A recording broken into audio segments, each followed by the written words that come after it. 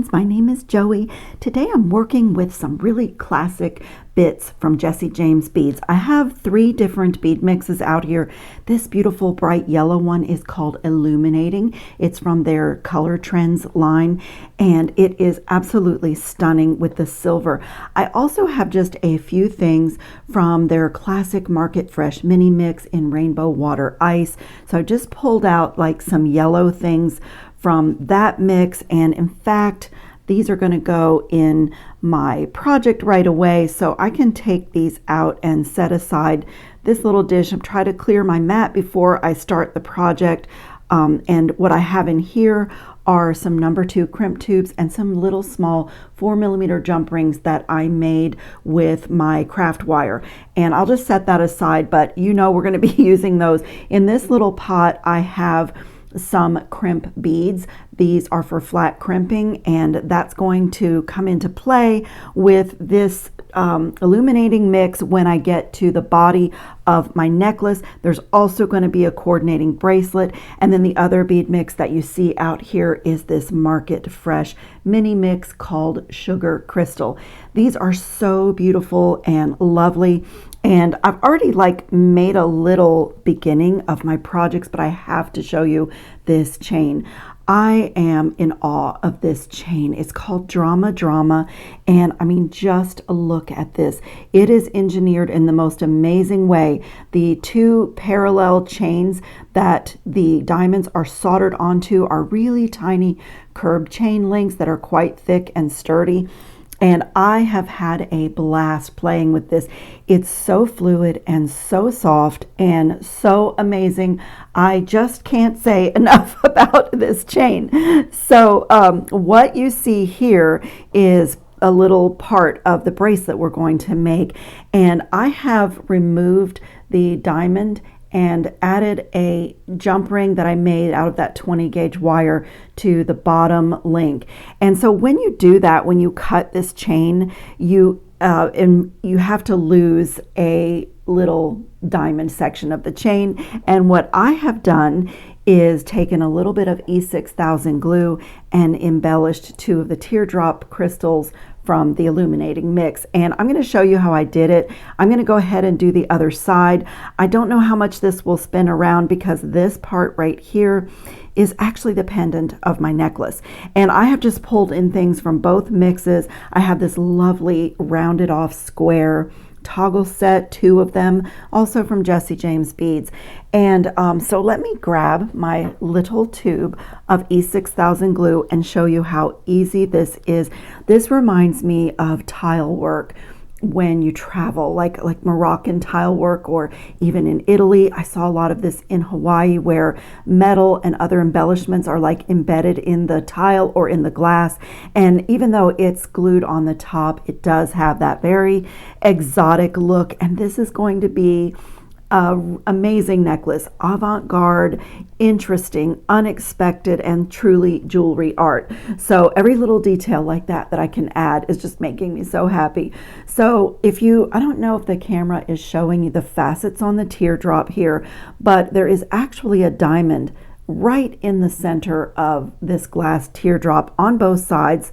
And so I'm just going to get the teeny tiniest little dot of my E6000. You could also use the gel Loctite super glue here, but what I love about the E6000 is that I have time to get everything straight.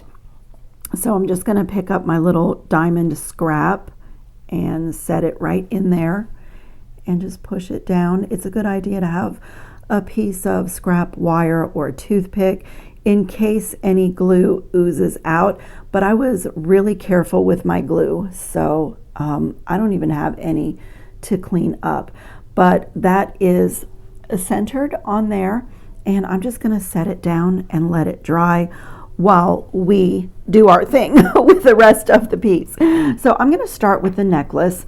And I have already prepared this end with the jump rings, and I'm going to show you how I did that. So those little jump rings that I made, I'm going to need 2 more to get to the stringing part of my necklace. And 20 gauge jump rings, 20 gauge wire does fit through the curb chain on this drama chain, but because curb chain has a little twist to it, you have to, kind of find that sweet spot to get the 20 gauge wire to go through, but it does go.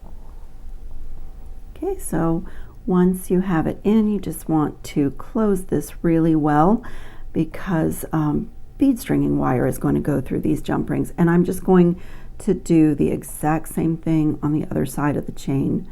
Just open my handmade jump ring and just wiggle it in, find that little spot on the curb chain. There we go, just like that, and close it really well. So the beginning of the pendant is done. I know it doesn't look much like a pendant yet, but I am so excited about this design.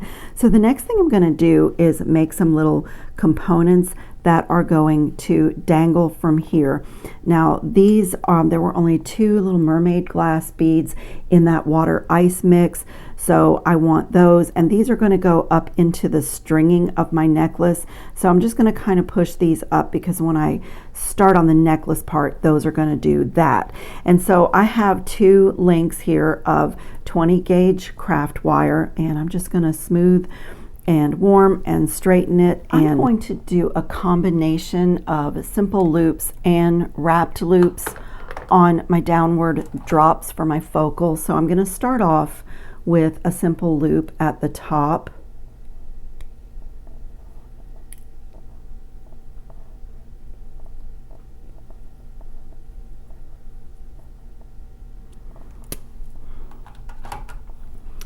And then I have just kind of sat here and played with the whites and yellows and silvers. It's so fresh and happy, and even like very cool. These beautiful little spacers were in the illuminating mix. Were they in illuminating? I've mixed up my 3 bead mixes, so now I can't remember where I found each thing, but I'm just going to create a little pretty little bead stack here. That's the one that needs to dry a little bit longer.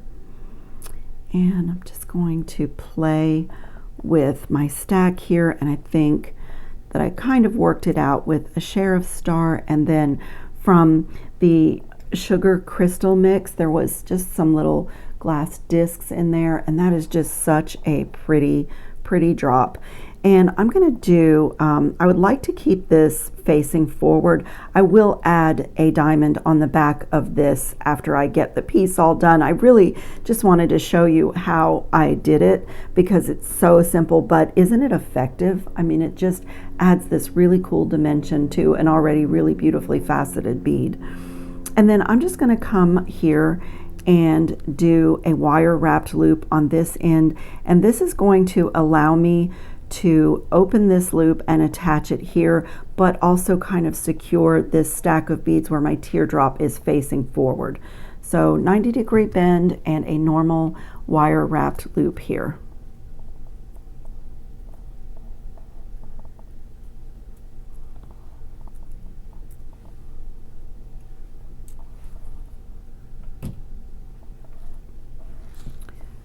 Before I wrap this loop closed, I'm going to open it and add this little tassel.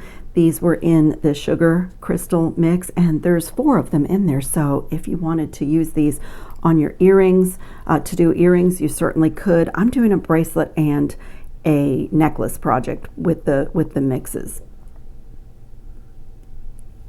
I'm just going to close that loop now and wrap down to my beads.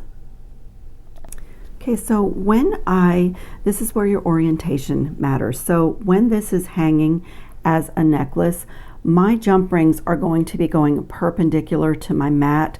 So my loop at the top of my drop needs to be going parallel to my mat. It's going to hook through this way, and that's going to keep my teardrops facing forward.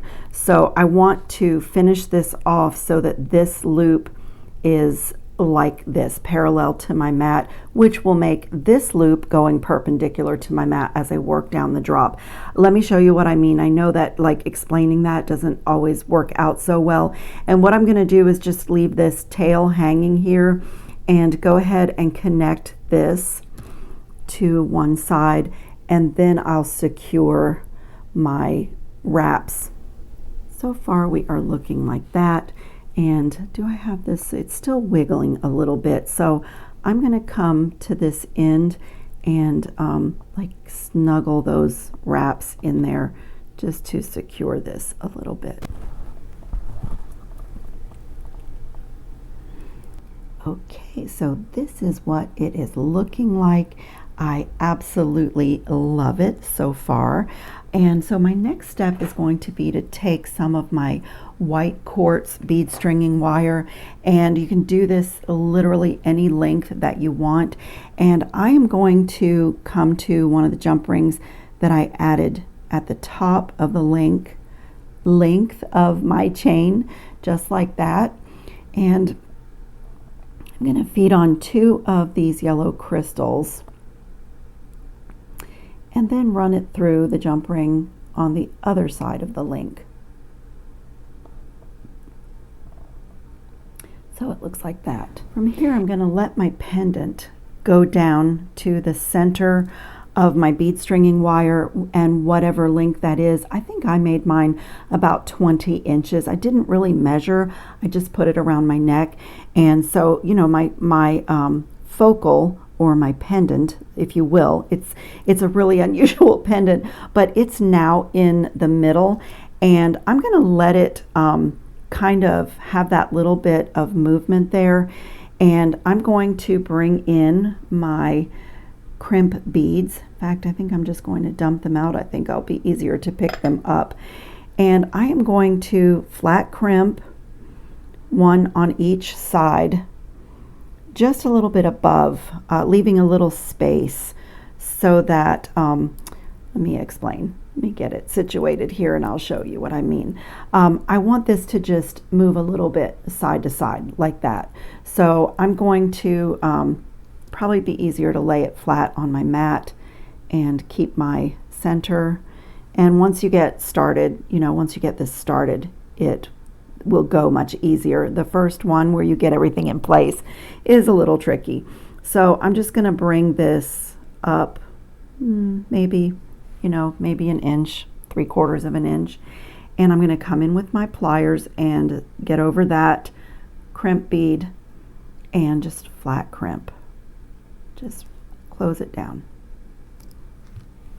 And now I can put my first bead, my mermaid glass. I'm going to have a mermaid glass bead on each side, and I'm going to just go side to side. I think that I'm going to do this a little bit random up the length of the necklace after I get my first 2 beads on. I'm going to try to center my first 2.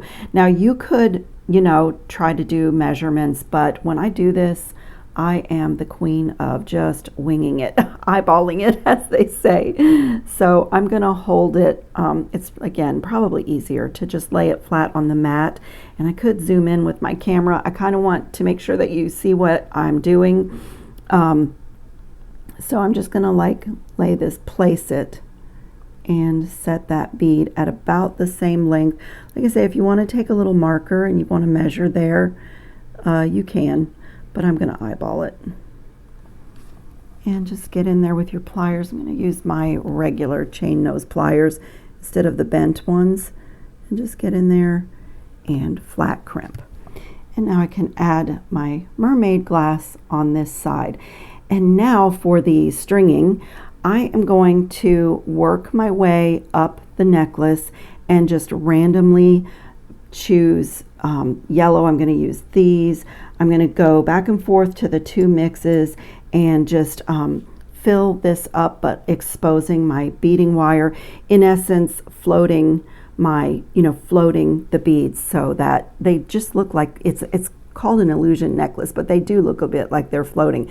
And you can leave as much space in between beads or as little as you want. I'm not going to leave a lot in between my beads. I'm going to, kind of just let it show a little bit in between. So it's going to, now here's the other decision you have to make for this kind of a project. Let me pull it up. You can put a crimp bead on the top and bottom of every bead that you add in, But on a necklace, it's really not necessary because gravity helps you. You're going to be wearing your necklace this way, so these beads have that stopper. But if you like the look of actually making a bead station and putting a crimp bead above and then moving up, you can totally do that. I do like the look of that, but I think that I'm going to just do one on the bottom all the way up on this particular piece.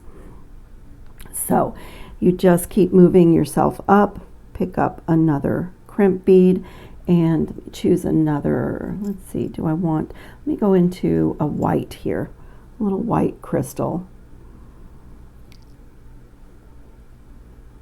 And again, I'm going to look right here and see the space that I want, and just a little bit. And I'm just going to like mix up my whites and crystal and silver and yellow until I get to the end. Stringing this way goes really fast too. Like, it's really fun because before you know it, you're at the length that you want. And you can match up the sides or do them random. I think I'm going to do mine random. Let's see, maybe go for a little silver bling ball. Let's see how that looks. Okay, I think I'm going to take the rhinestone ball off, and I'm going to go for a crystal clear bead here with a crystal rondelle spacer. So let me get my bead crimped, and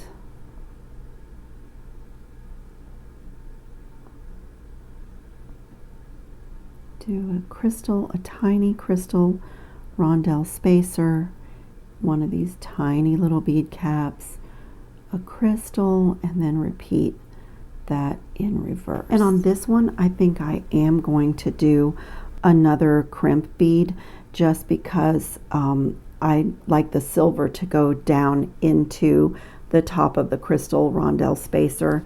Is just going to give this bead station a little bit of a finished look. So I'm going to get in here and do a crimp top and bottom on this one.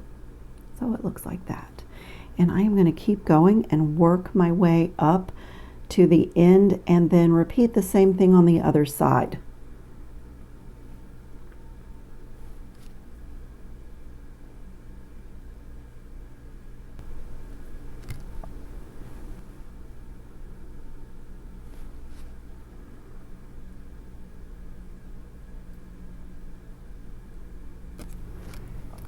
Okay, this is so gorgeous, you guys. I absolutely love it. So let me share my stringing situation here with you.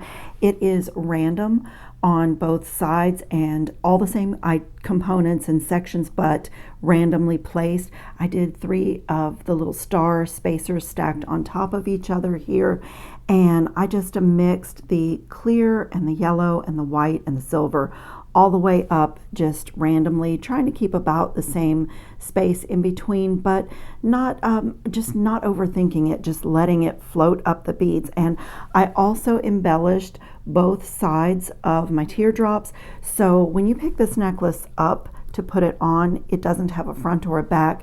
Because of the toggle, you don't even have to really worry about right or left hand side, so it's a 2-sided necklace. So I am ready to come in with my actual crimp tubes, not crimp beads this time, and just add a clasp onto this.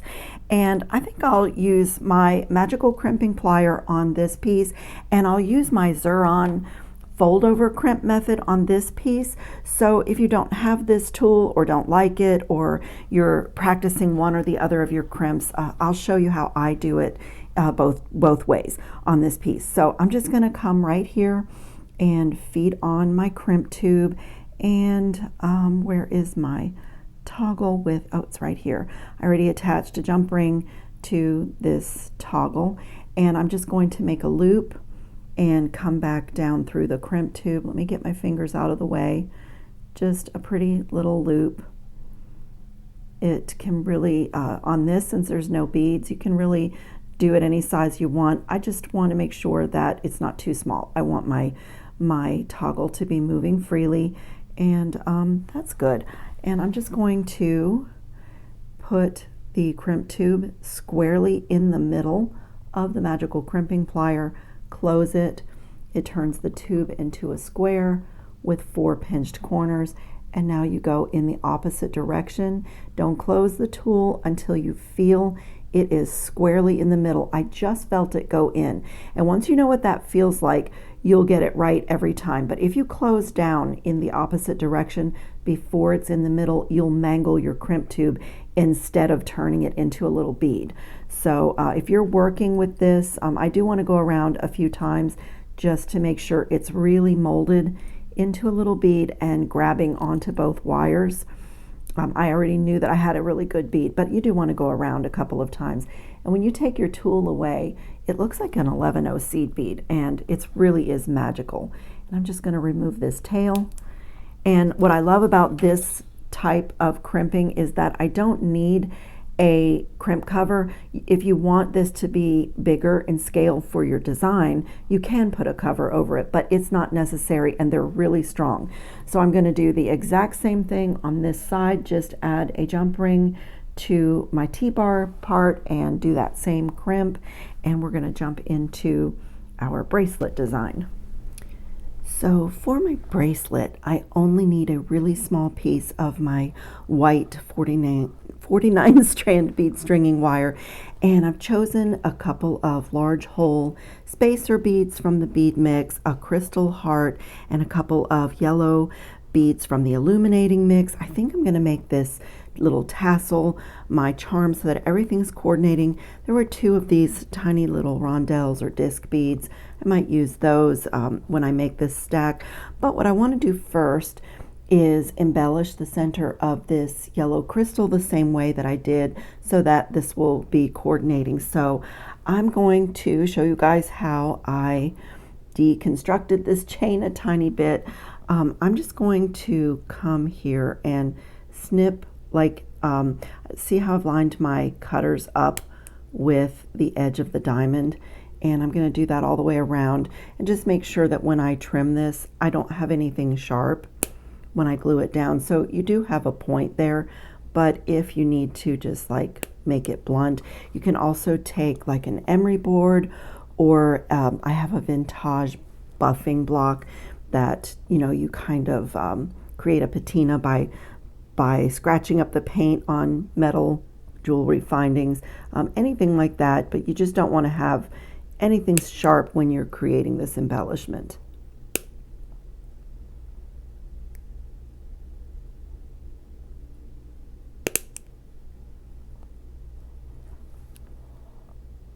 So I have another little diamond embellishment, and I'm going to do the exact same thing. Now this crystal is faceted, and I don't know if you can see, but it has just a flat oval bit centered in the facets, and that's where I'm going to place my diamond. And on my bracelet, I'm only going to do it one-sided.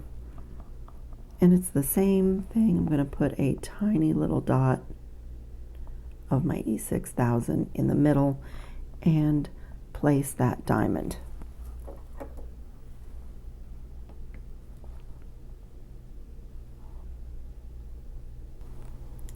Okay, I'm going to set that down and just let it sit up while we work on our connection of our bracelet. I've prepared my bracelet on both ends the same way that I did for the pendant part of my necklace with the jump rings, and I'm going to take my bead stringing wire and run it through the jump rings like that, and then I'm going to get a crimp tube and, you know, make a loop. Make a little loop here, get my crimp tube on, and capture the other end as well in the crimp tube.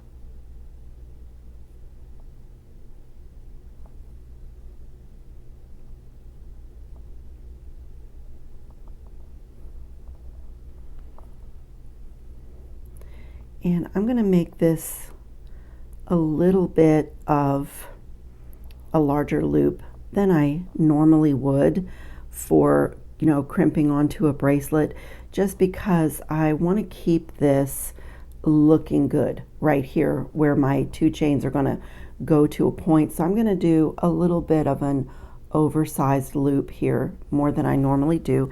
And this time I'm going to use my Xuron crimping pliers. This does not need to look like a little bead. It's going to hide inside the large hole bead. And so for those of you that are struggling with crimping, I don't know if you can see, but my wire is crossed inside the tube. And when you do a fold over crimp method, you want to try to uncross your wires before you crimp down. Just do your best.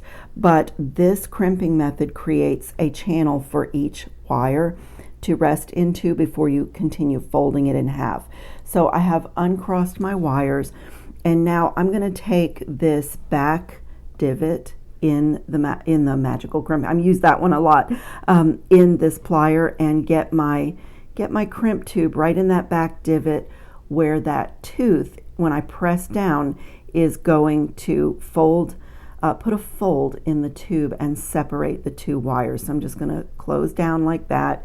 And now my two wires are each sitting on one side of the tube. And then I'm just going to work my way up, closing the tube. And you don't need to be super aggressive and smash the heck out of this, because sometimes you can actually break them. But it just looks like that. And now I can start my beading pattern here. So I think that I'm going to start with my embellished bead. Oh no, I'm going to start with my large hole bead. So I want to get to the stringing part. So look how beautiful that is. That large hole bead just gives this such a pretty finished look. It hides everything. It hides the crimp. It hides everything. And now I'm going to feed on this bead carefully because it's not dry, and get my cut end to hide inside. And I'm just going to stack a little pattern here, maybe a white disc, a little star spacer, another white disc. I'm just going to play for a second with my pattern. So that's what I came up with. It's really pretty. Now on this end, I'm going to do another loop and another crimp tube, and I really like the white bead stringing wire showing, so I'm going to allow it to be part of the design because I have white accents in with my silver and yellow.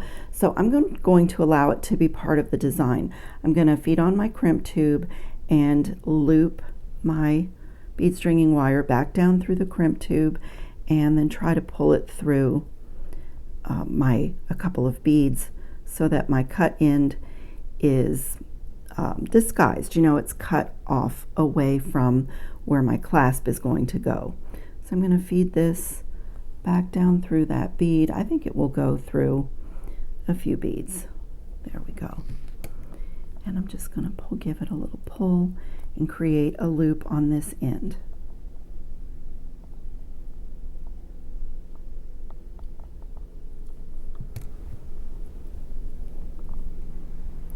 Okay, and I have it my spacing right so that even though it's a very small strung and crimped section, it's not rigid. And I'm going to do the exact same thing. Now on this end, uncrossing your wires can sometimes be a little bit challenging when you have the beads on there. So, you know, just do your best.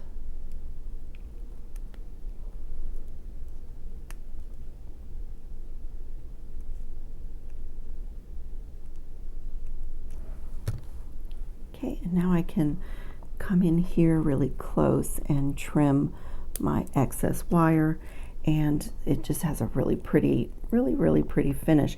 And now I'm going to come to this end with another piece of my bead stringing wire and do this same thing to create my clasp.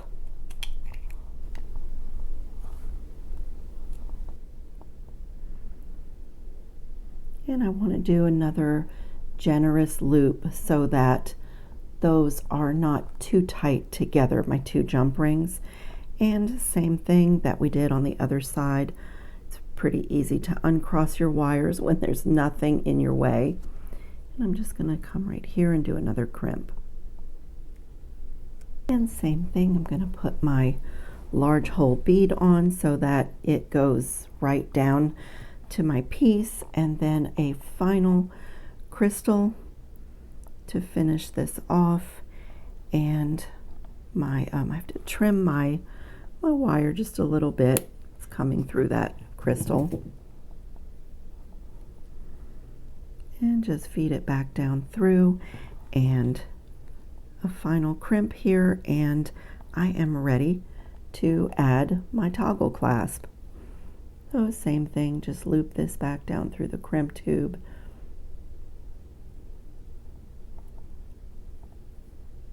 And I can even go through everything here and just trim it off. Just a nice little loop there. And same thing, fold the tube in half and then complete folding it and trim. And on this type of a crimp, I do like to put a crimp cover. You don't have to, it's not wrong. You'll see plenty of jewelry in the marketplace where you see the fold over crimp without it being covered. But for me, I just think it looks a lot better to cover it. So I'm going to take a little silver crimp cover and snuggle it on top of the folded crimp just like that. And without being too aggressive, I'm going to gently close it over, like front to back, side to side, and close up that seam the best that you can. Make it look like a little bead.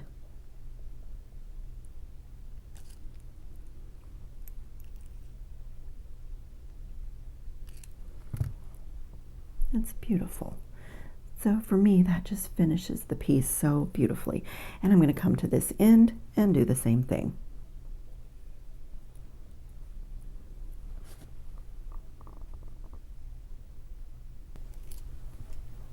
Okay, this is beautifully finished.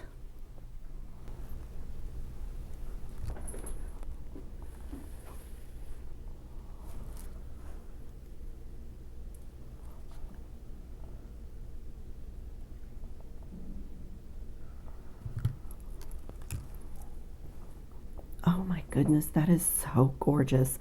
What a stunning bracelet. It's so pretty, and it's so interesting all the way around.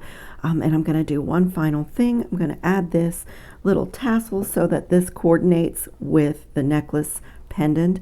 And I have a little trick for attaching my tassels, and I think I'm going to come to this end, and I have an oval jump ring this time. And so I'm going to open this jump ring, and rather than connecting my charm through any loop, through this loop or the jump ring, I'm going to put this jump ring around the entire circumference of the bracelet and then add this on. And I'll close this and I'll show you what that accomplishes. So when you attach your charm that way, this will never be kinked no matter which direction you clasp your bracelet, because it moves freely. It floats all the way around 360 degrees.